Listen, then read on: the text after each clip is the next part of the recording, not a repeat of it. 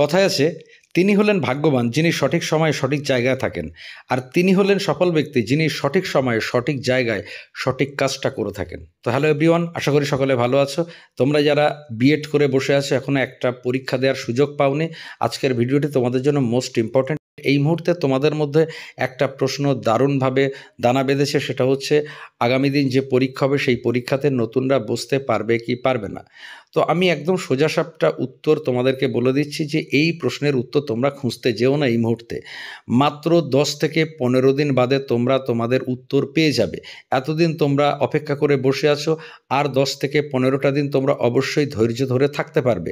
তো এই মুহূর্তে তোমাদের কাজ হবে চুপচাপ পজিটিভলি পড়াশুনো করা। একটা কথা মাথায় রেখো, এই পৃথিবীতে নেগেটিভ চিন্তা থেকে ভালো কিছু হয়নি। এই পৃথিবীতে যা কিছু ভালো কিছুর জন্ম হয়েছে সব কিছু পজিটিভ থিঙ্কিং থেকে।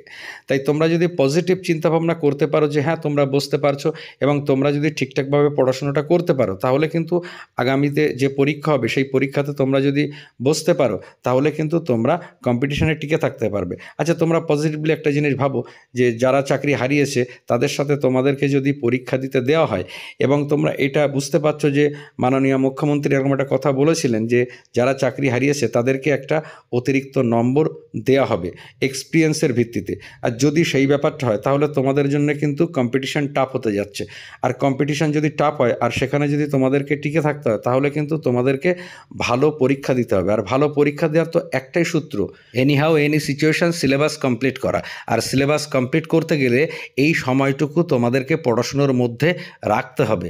তোমরা পরীক্ষায় বসতে পারবে কি পারবে না সেই চিন্তা না করে তোমরা পড়াশুনোর দিকে মনোনিবেশ করো। যদিও এই সময় পড়াশুনোতে ঠিকঠাকভাবে মনোসংযোগ করাটা কঠিন কাজ, তবুও আজকের এই কঠিন কাজটা যারা করতে পারবে তারাই কিন্তু আগামী দিন সফল হবে। দীর্ঘ 7-8 বছর যন্ত্রণা সহ্য করেছো, একটা পরীক্ষা পাওনি। সামনের পরীক্ষাতে বসতে পারবে কি পারবে না সেটাও বুঝতে পারছো না, এটাও একটা যন্ত্রণা। তারপরেও তোমাদেরকে পড়তে হবে। এই জন্যে পড়তে হবে কারণ এই পৃথিবীতে সফলতার জন্ম আরামের গর্বে হয় না, সফলতার জন্ম হয় যন্ত্রণার গর্বে। তাই যন্ত্রণা তোমাদেরকে নিতেই হবে। এই যন্ত্রণা সহ্য করে তোমরা পড়াশুনোটা করে যাও।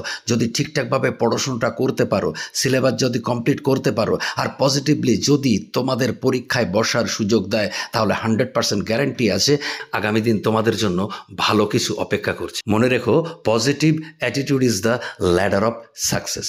সকলে ভালো থাকো, সুস্থ থাকো। ধন্যবাদ।